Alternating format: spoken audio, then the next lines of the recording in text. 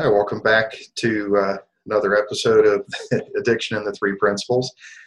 Today, this is, I think we have a really good topic today. Mark's joining us. We're going to talk about the duality of life, which I think is a really good topic to cover because it's something that, we all have to deal with. So it's really great. But I'm going to go ahead and hand it over to Harry to do the introduction for Mark. Okay, thanks, Greg. When Sid talked about duality, he always talked about form and formlessness being one. And that's where the answer, the missing link of the answer lies. And when Dickens was on, he defined addiction as when you lose connection to your spiritual self. And when Keith came on, which is duality, of course, when Keith came on, he talked about a thought creates a feeling. And that's another form of duality. And recently I was writing with Elsie, and she said it's not a thought creates a feeling, it's thought creates feeling. And the a thought is what you do with the principle. And I thought that was actually quite insightful in terms of looking at the principles as a pure essence of what we're trying to understand with regards to duality. And when Mark mentioned while we were chit-chatting that we work on an addiction recovery center a couple of times a week together, a month together, and then I do apart. And we've talked about a lot of topics with the people in the Addiction Recovery Center. And of all the topics that we talked about, duality of life was Mark's favorite. He was the most excited, and he seemed to have the greatest insights within that. And it's really because of him that I got interested in the topic. That's the beauty of working with somebody who has a different levels of insights, and they carry you into their insights. And Mark did that for me, and it's become a kind of a pet topic of mine now because of him. And so I asked him to come on because if he can express it, I think there's a lot to learn from what he has to say. And in regards to addiction as well, because that, of course, is a pet topic on this show. So with that in mind, Mark, go ahead. Say a few words. Okay. Well, I have no notes or anything like that. It's all winging it from the feeling for it. Like you say, Harry, we were sitting around with a group of beautiful recovering people, and who've reached a point where they're tired of the whole cycle of it, and they can see that there's way more. There has to be more, and so they're really open, and because of my own experience back 3-4 years ago at a conference in St. Paul, Twin Cities near Minneapolis, where for some reason, after many years of carrying thoughts of seriousness and there's so many aspects to thoughts that keep us away from going to a deeper feeling. I just went there relaxed and open, and saw change, saw some change in some people who had been addicts to being incredibly upstanding, confident. I couldn't believe it. I heard, that community there is amazing, and they've done some great work. But these people, I just couldn't believe that. And then but mainly through my own relaxing and sharing and not being so serious, which is, I guess, what's held me back, and I think holds everybody back, which will tie into duality. Duality really is, I I was so grateful for that experience, just to finish off that one stream, that it waves and waves of gratitude and appreciation and love overtook me, and I was crying when I came back and was sharing it with a friend of ours, Sandra, and like weeping with how beautiful it was, what I was seeing, and how incredible it is, this access we have to these deeper feelings. And lo and behold, I went into this place, this state of mind, which wasn't just to, think of myself into it. It just happened. I went into a state of mind where I was just being pure energy, pure positive energy. It wasn't about what I was thinking. And of course, and it was a wonderful feeling of being uplifted and just doing my thing. I went back to work and driving along, and you realize that you don't have to engage your personal mind. You can see it kind of there as something you can always access. And of course, we are to some degree using our personal consciousness, our personal awareness to go through, but you're not thinking actively. You're resting in this gorgeous feeling, and this gorgeous. It's a wisdom, and I realize that we're so taken care of. We're way more taken care of. These are thoughts that then came from that feeling. We're so taken care of, way beyond our knowledge, and that we don't have to care so much. And I don't, by that I don't mean that I don't care. I care deeply, but of course, especially for these recovering addicts, and so much so that you try to get it across to them with all your heart sometimes. But and I think what I'm realizing now is we need to stay in that relaxed, beautiful feeling, and that has more of an effect than trying to reach somebody. And you don't have to be so serious. You don't have to care. You're taken care of. Every word you say is kind of guided by that feeling. You don't have to think about what you're going to say, and so it just makes life so much easy and so much easier. And then from there, it went on for about 5 weeks. I was just amazed, and you don't know why. Maybe it didn't continue at that level, but maybe some old patterns came in, and maybe a little bit of judgment or whatever, and so you can't figure it out. It's not something you want to try and figure out. And I know that every person is this gorgeous energy at their heart, and they've just wandered off the path. And so tying that into duality, uh, Sid always told us. I was there early on Salt Spring Island, as was Harry, and he always told us that we come from a spiritual energy, or whatever you want to call it, a universal energy or universal mind, spiritual mind, the power of mind, the big mind. We come from that into life. We're born into life. We're a beautiful spiritual being, and then we start perceiving life through these three principles of using the same mind, the same gorgeous spiritual energy that created us. We carry on with that power, that intelligence, but we're using consciousness. We're then conscious, and we're then thinking, and we get a little confused. We start identifying with certain thoughts over other thoughts. We start, gradually, we start comparing or feeling insecure, or all these myriad aspects of insecurity and forward worry and backward regret or guilt or anger.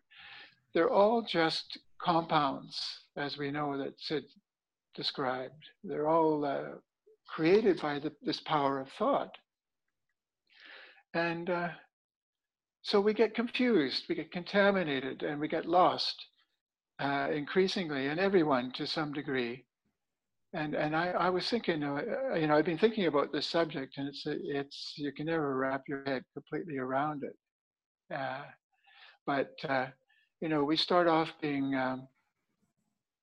conscious, and then self-aware. They say that a baby isn't truly self-aware until about 18 months, even, which is way later than most animals that are self-aware, like monkeys and elephants and so forth.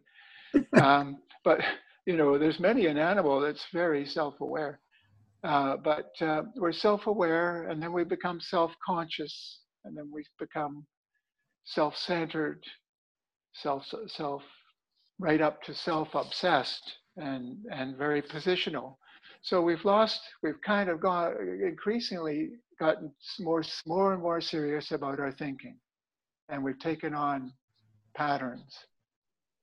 And so this is the duality. We're seeing this form as being a real thing, when really it's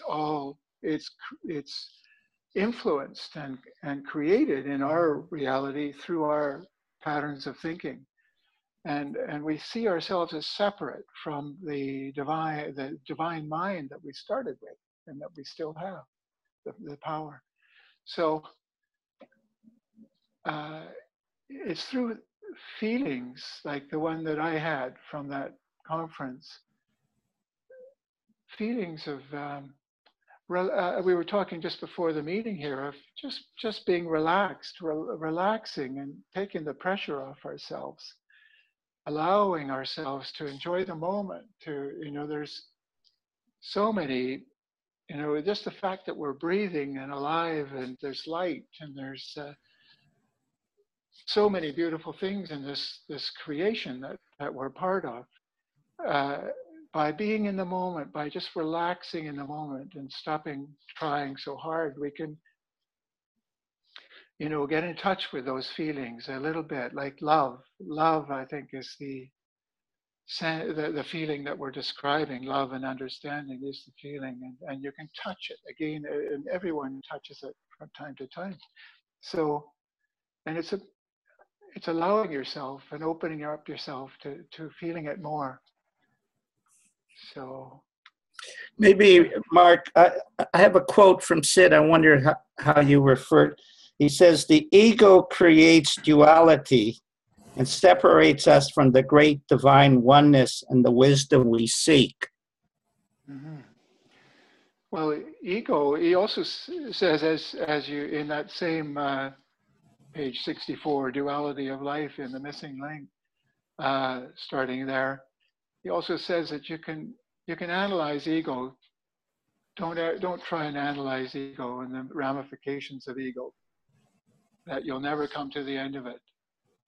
And your special story and your special reasons for coming to that point where you're so jammed up and so serious really don't matter.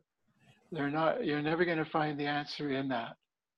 And your self-importance, your feeling of separateness, this duality, your feeling of separateness and worry and trying so hard, and does that echo? It does, Mark. It's actually good what you said. What I remember from Salt Spring was at the beginning, Sid talked a tremendous amount about ego. And then once he felt that we understood what ego is, he never talked about it again.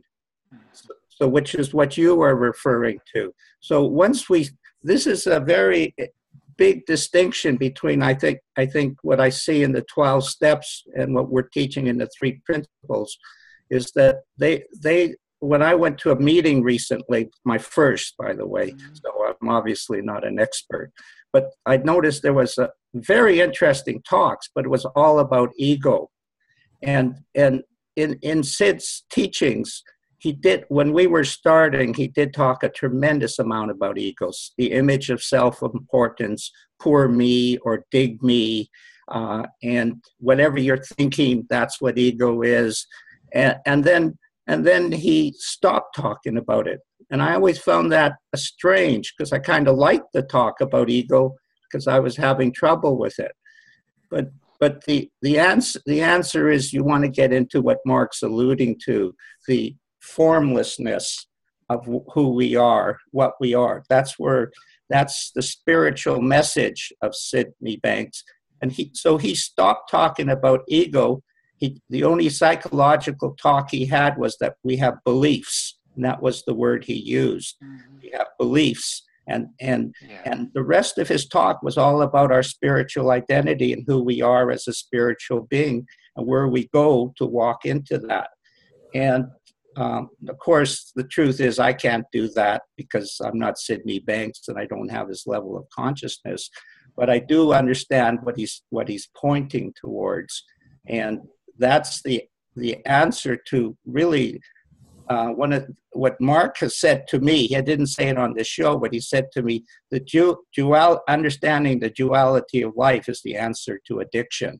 And Mark did say that to me several times, and when he talked about it, he did mention that quite often. So wow. I wonder what other people have to think about that as well. You know, it would be nice to have a general discussion about that. Yes, keep in mind, I only have people muted to cut down on background noise, so you can either unmute yourself or click the raise hand button in the participants tab. And I want to emphasize, if you share on the show, it helps you. It really releases things within yourself. And it's one of the reasons this, if we, this duality of life, this connection between spirit and psychology, the oneness of those two worlds, the oneness. That is the essence of what Sydney Banks was teaching. And I love that it's a spiritual psychology, but they are one and the same thing. And so I wonder what someone else has to say about that. Looks like Marty has her hand up. At Unity today, our minister was talking about understanding from the intellect as opposed from the heart. I mean, when you think about duality, we're always trying to find that balanced middle path between yin and yang, head and heart, acid, alkaline, it's a balancing act. But the three principles, you don't have to work at it. If you are in the moment and you are listening for wisdom and speaking from there and operating from there, it isn't the balancing act because you're your authentic self who is truly in charge. And I liked what Mark said about, he was talking, I can't bring it to mind right now, but it made me think, oh, I know, speaking and working and communicating from that relaxed space. That relaxed space is our authentic beingness coming through. One of the comedians said that when people laugh, they're their most authentic self when they're laughing. And that's relaxed. And I always thought of it as, you know how some people are such a joy to be around. They're calm, they're relaxed. It's like we carry our own weather, our own climate with us. And I've noticed that people will come into contact with a person who is relaxed, and all of a sudden they're having fun, they're relaxed and enjoying themselves. And I think it's so important what you said, Mark, about relaxation, because that's when you're open truly to that flow, that beingness, and it affects everybody around us. It's like a weather. That's where we get our own ego out of the way, and what's left is the true self. Right on. Goes up, and that's when you're in the moment. Right on. Absolutely. It's not about what you're thinking and what you're doing and anything that you try to do to improve this. It's about letting yourself enjoy each moment. Enjoy yourself. Mm-hmm. Being. Mm-hmm. It's a case of misidentification, isn't it? Like we identify with all our problems and our situation and our journey and our story and our future anxieties. And then, like I said, when you touch that feeling beyond thought, you're touching mind, pure mind, Mm-hmm. and you realize you're taken care of, way more taken care of. You just go from moment to moment in that beautiful feeling. Things open up. Pardon? Was there something? I think we froze there. You know, Mark, when you're talking, Sid always emphasized living in the now, and which is that feeling that you're describing. And one of the words that has popped into my consciousness lately is a feeling of neutrality, not being affected by criticism or compliments, or you're hearing them, feeling them, but you're not emotionally reacting to these particular events that are happening, and thus you maximize the learning, because in a way the energy is teaching you rather than your little mind is directing the flow. And I've noticed that a lot lately, how lessons come to us, and if we're neutral in our feeling inside, we step into a truer state of what Sid was pointing us towards, rather than I have a big opinion, which obviously I do. So I don't think anyone on the show would dispute that. Good. But that's not the place where there's maximum learning. Maximum learning is when I'm neutral. It doesn't mean I don't have a sense of who I am, but in fact, I have a bigger sense of who I truly am.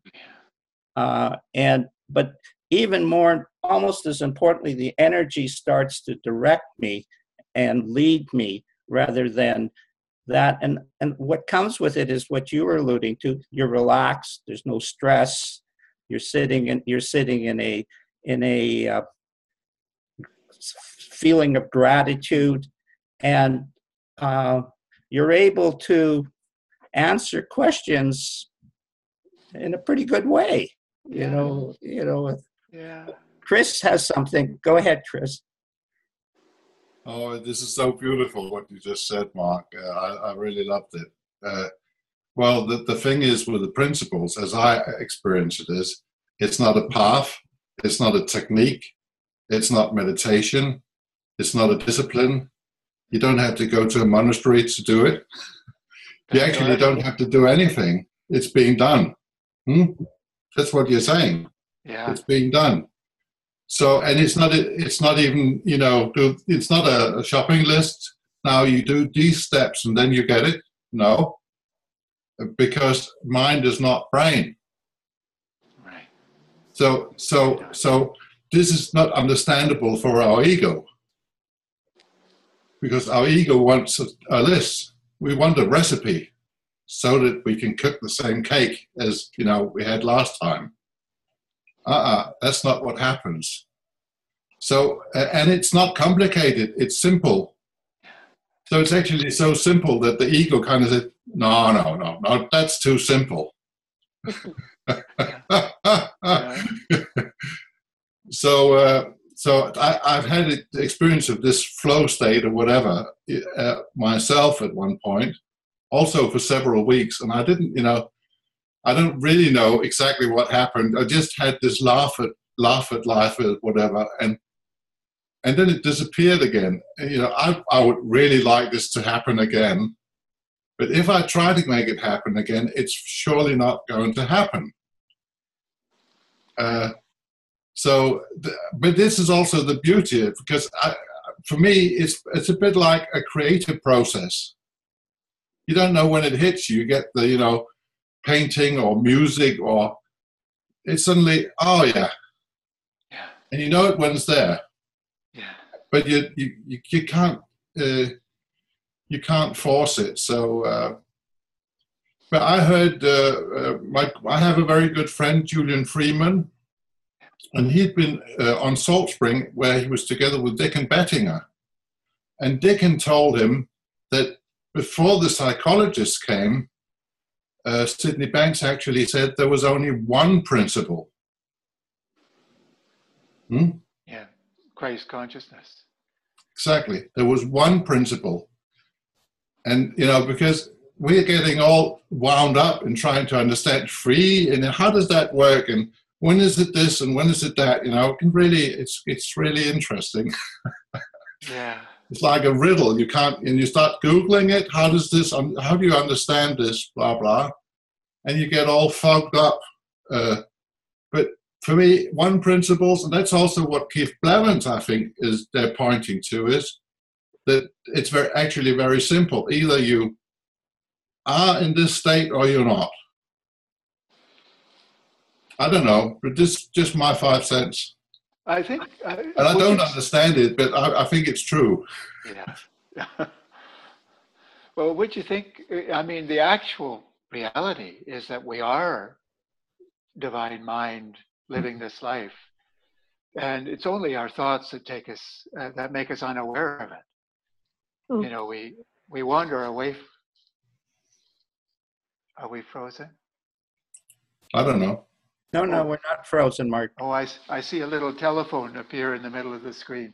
Yeah, it means no. a newcomer. We're always divine intelligence or universal intelligence.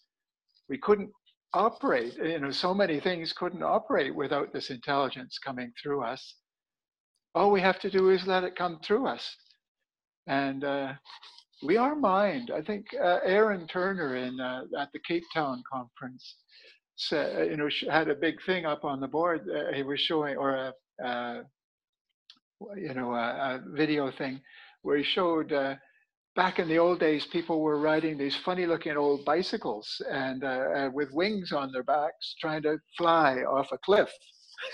And the metaphor was that that's kind of like us trying to figure this gorgeous reality out by looking at the content of our stories and all the thinking, the personal thinking that we're doing. And you're never going to find it there. So it was only when they intuited, the principles of flight, the lift and the whatever, that went beyond just looking at the appearance of things. So this appearance of things that we're caught up in life, and it's a very serious thing, and we gotta compete and judge, and is looking at the wrong thing. And he said, look at mind. And this experience that you and I have had, Harry, and many, and everyone has access to, and everyone has had glimpses of, I'm sure, because life takes care of you, and the minute you're relaxed, it peeps up, and is to look toward the mind, before the state of mind that's before the personal thinking is what we have access to. We are it. And just to emphasize to everybody, what Sid started on Salt Spring, he talked only about the spiritual. And then when the psychologists came, he changed it to mind, and he said, mind is simply another word for God. And so just to add that. Words. Yeah. Words, yeah. And that thing about the golden chariot that Linda wrote about in her second book there, the golden, I totally missed for many, many years, 35 years of listening to Sid, that I didn't really, I was totally did not get what he was saying, except that I loved listening to him. But I didn't really get this. But in that book, he was talking to them about the golden chariot of touching something like that experience that I had of touching mind before thought. It just felt, it's just something that happens. And that's a real thing. It carries on through your life. And like Chris was saying, you know, we have these experiences. The trick is not to look for another experience that's even deeper or a similar one. It's to be super grateful that you had that experience, because it set you on a much more beautiful path. And through that gratitude, you might, and through sharing, like, as we know, Harry, sharing, gratitude, they're doorways. And everybody has a chance to share with somebody, and to make things right with somebody, or, you know, or love their child, or love their mom, or love their friend, or love their being alive. It's through love and share and caring and gratitude, love, that we get. That's the doorway back to it, for sure, or the opening.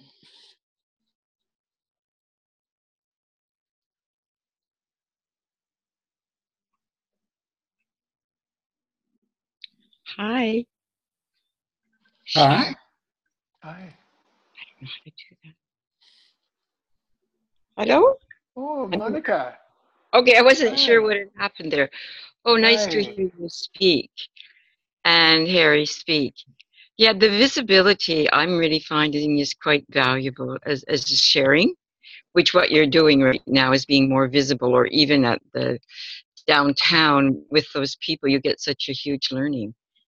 That used to be scary for me, but I appreciate this talk. I mean, I've been listening for a long time too and felt I wasn't learning, but perhaps, you know, I enjoyed the feeling that we got from Sid. That was it. He put out a feeling that no one else did at that time. And, you know, I sort of invisible to maybe many things, but I knew if I went there, I always felt better in listening to him. So I think he probably was speaking to something that is within us and we recognize when we listen. So he sort of woke it up, to make it a little more visible, because he said he couldn't do it with words, but he maybe just, I don't know how he did it. I guess through the feeling, Yeah. Well, as you're Absolutely. talking, yeah, I think because he did the 3 principles after a while, it made perhaps more psychological, which made it a little more difficult, but it also brought in the factor of being aware, or, you know, raising our level of consciousness, or being aware when we're off, or being aware of the duality. And in that moment, knowing we can go one way or the other, we can go up or down. And so that's very valuable, actually, to have as a tool. And Harry was speaking about listening. Lately, I've been because I've had pain for years, you know, and I know it's a learning tool. And I just suffered yesterday, and I got out of it, but it's definitely a process. But I'm sort of one thing it says about getting past pain is just to breathe and listen. And I relate to what Harry said, because sometimes when I practice not thinking what I want to say, but actually hearing what the other person is saying, it's different. And it's better. It's more peaceful. It takes me into what you spoke of being more relaxed and not having to do anything, just sit and listen to what another person is saying. It's quite phenomenal. So I'm trying to experience that more, rather than being the doer and the manager of everything. Monica, Yeah. would you say that on that topic of listening, Uh-huh. that I was thinking that listening, you're not really listening to the other person Uh-huh. as much as listening to that beautiful feeling in yourself of Oh, understanding maybe. and Oh, wow. compassion and Because it love. takes you into that relaxed state so you can hear. Yeah, Okay, got it. you're resounding, or you're resonating. Wow. Oh, The that's so important thing cool. in listening and seeing, the true listening and seeing, I think, is listening and seeing that feeling in yourself starts Wow. there. Oh, that's great. Thanks. Connecting. Yeah. Okay, I'm finished. Thanks a lot. That was Ciao. You Say look, hi you to look Karen. great. Hey, say I hi to will. Karen. I want to I, talk with her a bit more, perhaps. yeah, she'd I'll, love to. We'll get oh, great. together. Thanks. Bye. Thank you. I'll get out. No. You look great. Tanya, I have a question for you. I know you don't want to talk, but you work in the physical world. How do you see duality, the physical and the spiritual, or work together in what you're doing? Because you're obviously highly advanced in your understanding of what physiology means to us on a I'm going to say on a spiritual level, but just on a human level. Well, for me personally, why I got into fitness years ago, because for me, it was for more for my mental well-being, in the sense that it forces you, don't mind the words, more forces you to be present. When I'm moving my body and I'm lifting a heavy weight, I'm not thinking about my problems. I'm not thinking about yesterday. I'm thinking about, I'm in the moment and I'm moving, and it just brings me, for me, it's that gateway. I mean, and we're always in the present moment. I'm never not. It's just my brain likes to think that I'm not.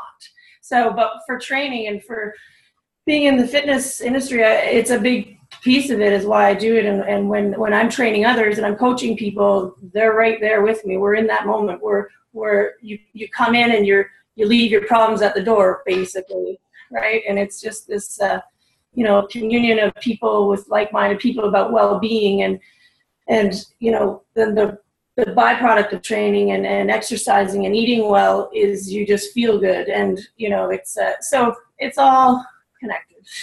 Yeah. I know. For me, Tanya, I play tennis, and I notice that when if I don't play tennis, I have more. My body feels more stress in it. Sure, that makes sense. Yeah, we're supposed to move. We're meant to move. We're meant to be. We're not meant to be sitting a lot. We're not meant to be at a desk all day. We're not meant to be stagnant. We're meant to move. So movement for me it's part of, it's a big part of what I do, why I do, and all that stuff. Yeah. And then movement, you can be tennis, you can lift weights, you can go for a hike, you can go for a bike ride, you can, yoga, anything that gets your body moving is going to be, you're going to feel better. I mean, unless you really want to, stay in your head and just try to force yourself not to feel better, but yeah, it doesn't work like that. So,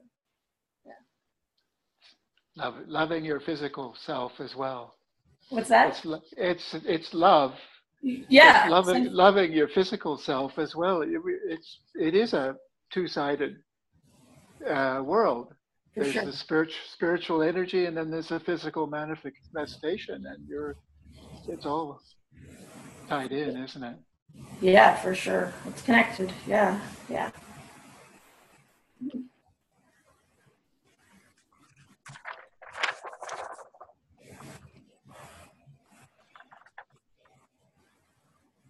Anyone else? Greg?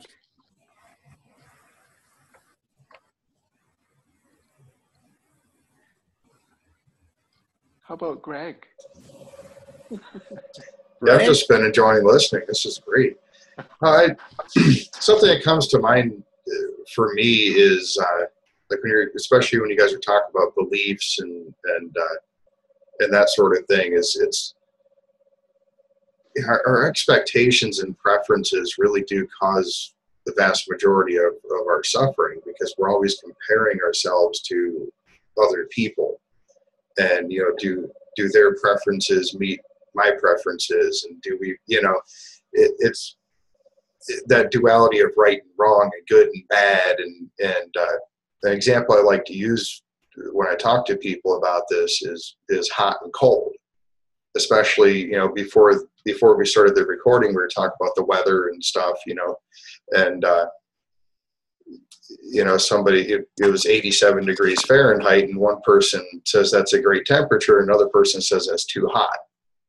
Well, if you look at the old mercury style thermometers, hot and cold are actually the same thing. They're just a slight different variation on the same scale.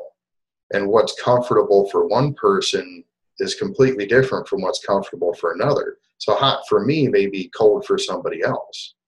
Like Tom, is Tom on today? I didn't even look at that. Yeah, Tom's on. So everything's cold to Tom. If it's not like 300 degrees, he's cold. So his thermometer goes much higher than the rest of us, or not the rest of us, but a lot of people. So I try to keep that in mind when I'm looking at other people's actions and behaviors. Just because they don't match up with what I do doesn't make them wrong, doesn't make me right. It just means that we do things differently. Exactly.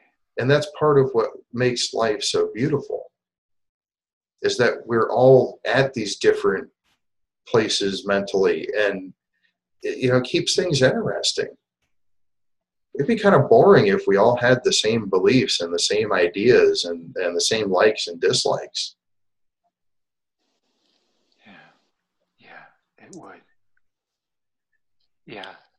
We got a beautiful world and we're all scattered all over it. And we were talking about the Sami up in Finland and Russia, and the Inuit up in northern Canada, and how delighted they are to have their caribou and their reindeer and their little warm little homes that the Sami singer, we were watching him last night on TV. He had the most incredibly joyous look on his face. He wouldn't be anywhere else. Yeah. I'll tell you what, I wouldn't want to be there. It's a little too cold for me. But that's that non-judgmental part of it. And duality isn't bad. Usually when I hear people talk about duality, there's like this negative connotation to it. But it just is. There's no need to make it a good or bad thing. It just is. And it's part of our experience of life. And we create it ourselves. So guess what? If you don't like it, make a new one. Yeah. Yeah. I mean, really, if you don't like what's going on, it might be time to look at your preferences and your expectations and maybe get rid of some of them. Yeah. So that's one huge thing that's changed for me over these last few years, is just dropping expectations and dropping the idea that I know what things should be like. Yeah. All I know is what I liked in the past. And the cool thing is, since I've been doing that, I've been not only trying new things, but retrying things that I used to not like. And a lot of them I like now.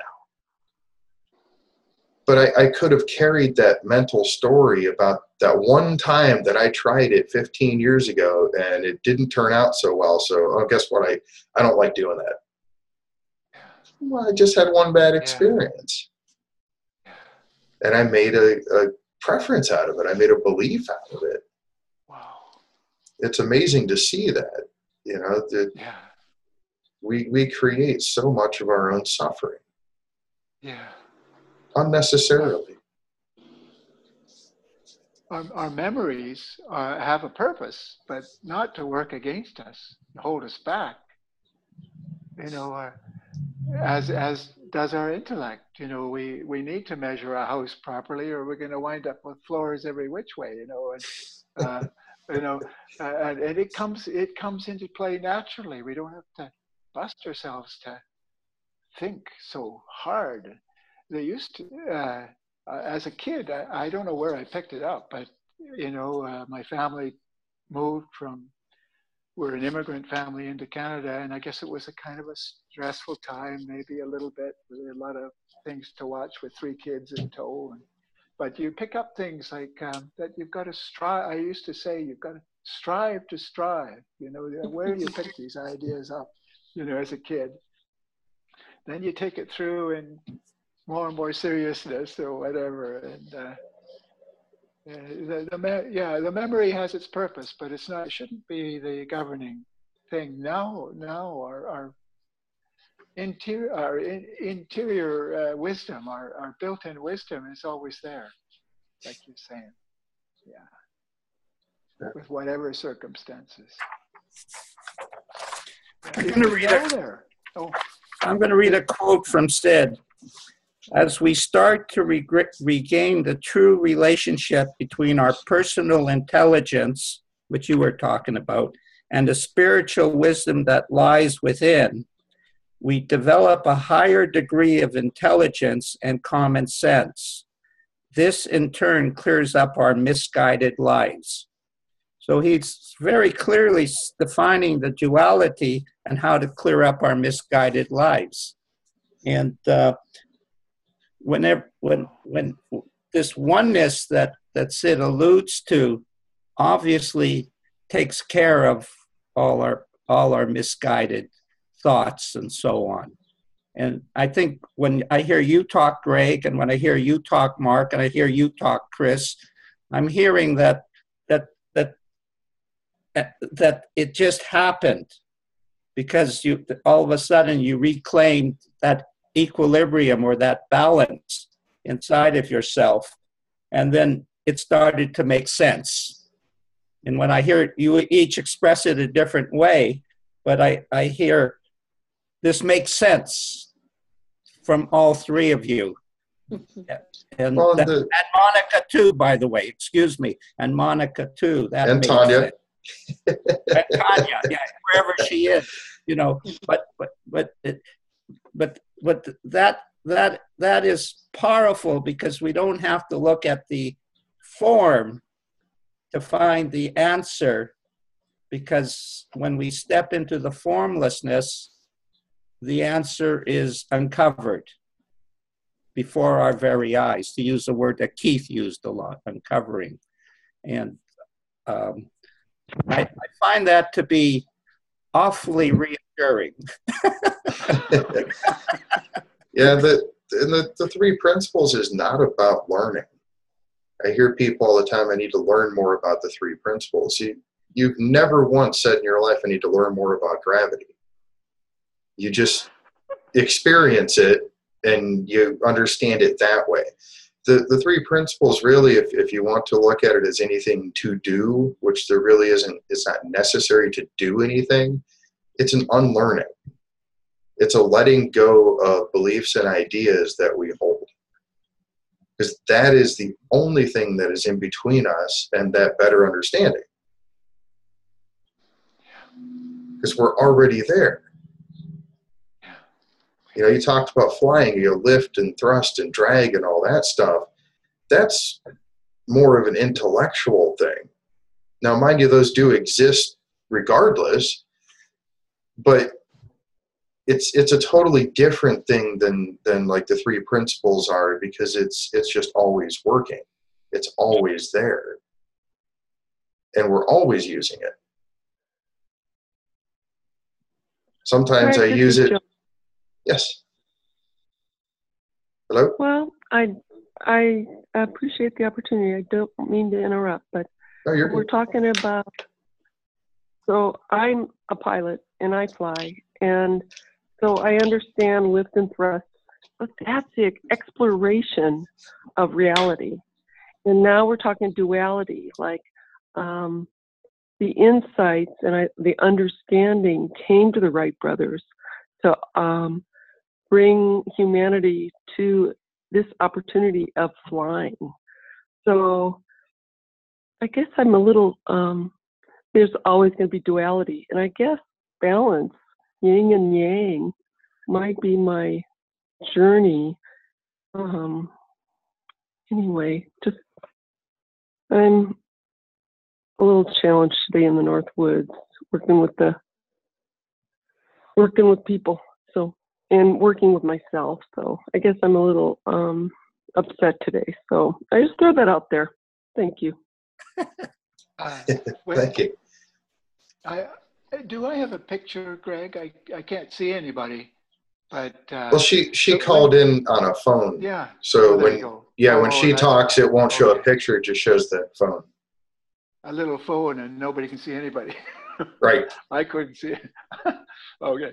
So the lady is what Aaron was talking about in South Africa was that lift and thrust and so on were the principles that somebody realized, and it is the same thing as us realizing all of a sudden, oh, geez, I'm just a perfectly healthy person, thinking my way through life, and I've taken it way too seriously.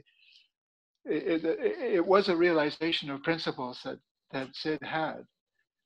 It was a simple realization of what God really is, of what mind really is. And just as the Wright brothers saw lift and thrust, and they didn't get to that insight by looking at people jumping off cliffs with big wings on on bicycles, trying to get up enough speed. And it wasn't in the looking at past experiments that they got to the realization that it had more to do. Maybe they looked at birds or whatever, but they realized that these principles. So we're talking about the same thing, and like a quiet mind gets these inspirations, and the relaxing, we are more open to love and enjoyment of the moment, aren't we? Like in a relaxed state and in an open state. Dickens always talks about falling open, allowing yourself to fall open. We get inspiration. Did you have something to say, Janelle? Oh, sorry, Chris. I thought Janelle. No, I didn't, but I can share if you like. Oh, sorry. Yeah. No, I kind of what's occurring to me today when it comes to what you've been sharing with us, Mark, so beautifully, is that I see the duality of life as we have a flow of thought that comes through us. We are some sort of spiritual energy. And the thought flows through us. But what gets me into trouble is my attachment to it. That I want to hang on to it. And it's okay when I do, because then I'm just playing the game of life, But it's whenever I get that ability to see, somehow disconnect from the thinking that is flowing through me, to have less of an attachment, to see that it is separate from whatever it is that I am, then that's when you get to relax, because there's no energy to hang on to it. There's no energy to, grab onto it and make something out of it and give it significance and meaning. You just get to watch it flow on by, and when you were talking about not caring, I remember I had that when I had my insight, and I've tried to say it, but I can see people don't get what I'm saying, but I really couldn't care less, but in the nicest possible way. You just get to watch stuff go by, Yeah, you don't have that attachment. Yeah, that's what occurs to me. Yeah, that's beautiful. Wow, you're the best. I love you, Mark. A love affair. Okay. I think Eric actually had something he wanted to say too.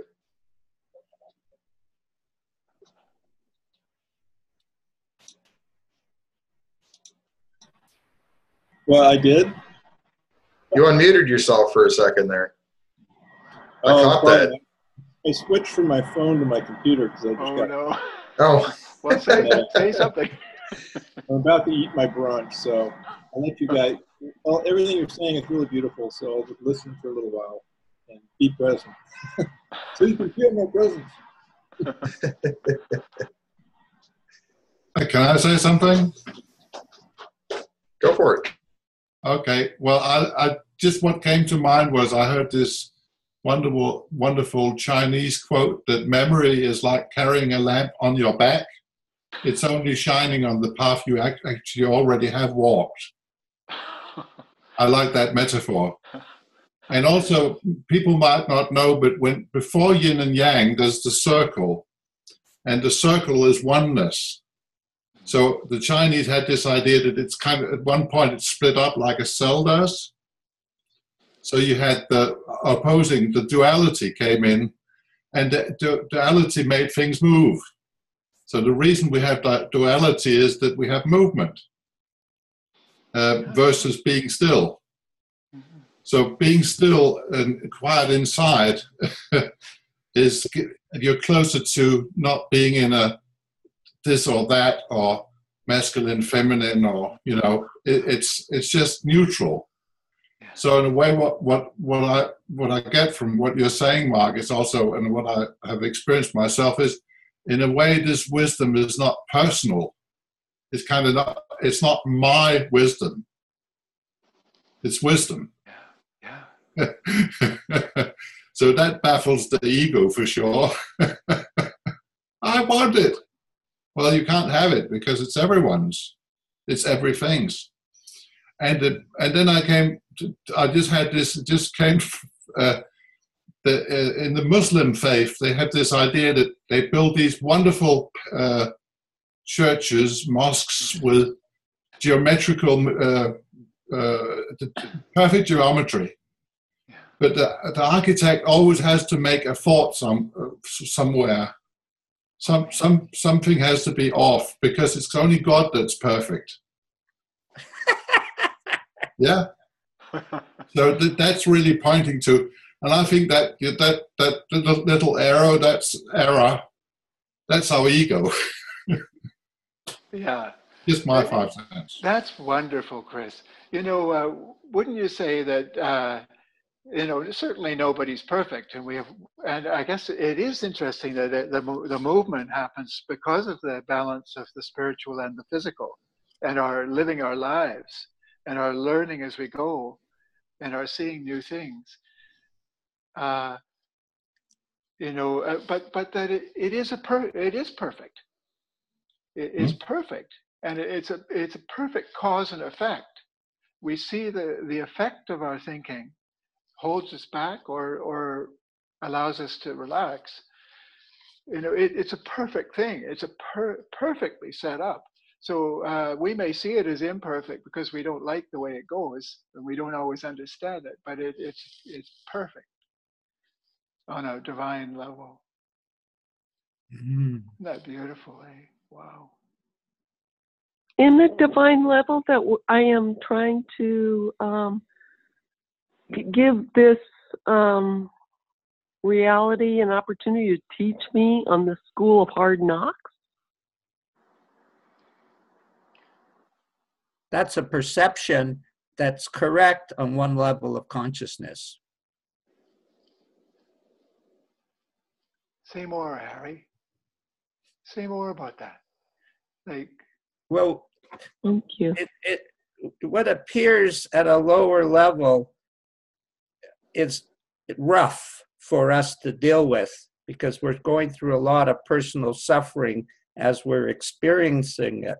But to use Janelle's image of a non-attachment, in which Alex Mills, the Buddhist, also was very strong on, if you're not attached to the experience in a way that is creating a lot of personal suffering, the experience, A, is shortened, and the suffering becomes part of the process, to use your words, of perfection, because at the end of the suffering is a pot of gold. And that pot of gold is love and understanding about who I am and what I don't see about myself. A word that I've loved lately is I have blind spots. It's a word Greg actually and I talked about. And these blind spots are there because I actually can't see them. I need to see them to break free of them. My beliefs are holding me prisoner to my blind spots.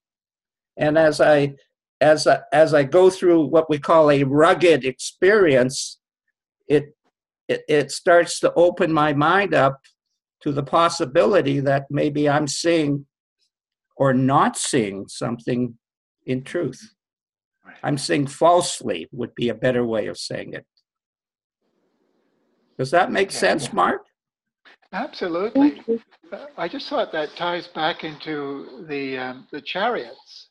You know, we have a realization or an insight, and of course, there's many levels and higher, you know, deeper levels of this insight. And you know, maybe those of us who've had insights, everybody's had something to some extent. We then go on and enjoy that or see life in a new way as much as we can from that. Doesn't mean it stops. There's, you know, we have to. There's patterns of thinking that come that we're unaware of. That, you know, we're a tendency to be angry or something we picked up way back, or who knows, and it doesn't matter where we picked it up, and that's not the way we get to it. We realize that it's about quality. Many times we've talked about quality of thinking, and again the cause and effect. And so a poor quality of thinking it creates a mood or creates a veil. Whatever quality of thinking you have creates a certain patina on something. It coats whatever you see. And the secret is to really sit back and relax and say, gosh, I must be out of sorts today, or I'm not seeing right, or I know this person is, you know, try and have some more compassion or understanding. So, you know, they talk about seeing through the veil, and a veil of seriousness and anger, you know, takes a while to, unless you're willing to look at love, you're going to take an awfully long time to see through that. Mm. That's the simplicity. Thank you.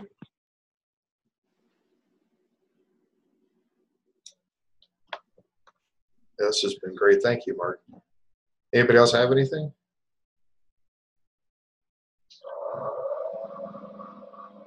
Or something? No. Well, Mark, would you like to kind of sum it up for us? Sure. Well, it's my favorite topic, duality. You know, I don't know if there's anything that I did see.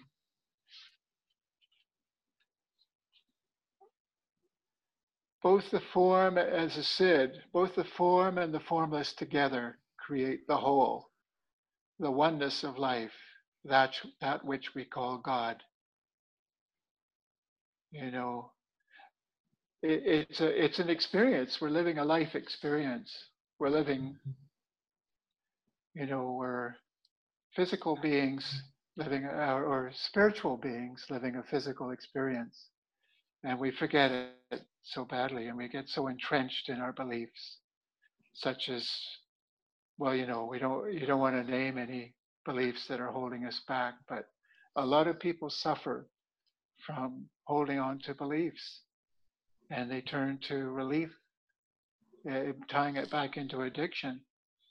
They turn to some kind of relief from the torment of their minds, and it's because they don't realize they have a choice, that they have free thought, the free thought, the ability to think freely. They don't realize that they have access to mind, that they are mind. And everybody has a chance to wake up help their neighbor and help their brother and help their sister, and help people in disadvantaged countries, and, you know, reach out and stop thinking only of themselves. It's all about identities, you know, whether you only identify with your little selfish self, or, you know, you see yourself as being the most important and the only game in town, or you open up to so many people who could use a bit of love and understanding and help in other ways. There's many ways to express it. And it can sometimes be physically as well, you know. And everybody, whatever, I was just thinking, you know, some people are born into this life with major sicknesses and major, you know, their disabilities and deformations and so on, and you know, they wonder, why me? You know, why me? My friend Larry just passed away from Parkinson's about a month or two ago, and he'd always been such a neat guy. He embraced, you know, even for 30 years with 30 years of Parkinson's, he still embraced life so great. You know, he couldn't always do everything he wanted to. He went right to the end on the golf course until he was falling over, but he always had such a great sense of humor. But you know, somebody, whatever you're handed, you still have this connection to mind, this connection to beautiful feelings that you can access. And I would go to the end of my life appreciating every moment that I have you know, this opportunity at any given moment. I know pain can be hard, but in any given moment, you have access to love and understanding. So that's good, Mark. That's good. Yeah. Yes, thank you so much. And thanks everybody for participating today. This was a great conversation. So we'll see you all again in a couple of weeks. Yeah. All right, take care, everybody. Thanks, guys. See you, everybody.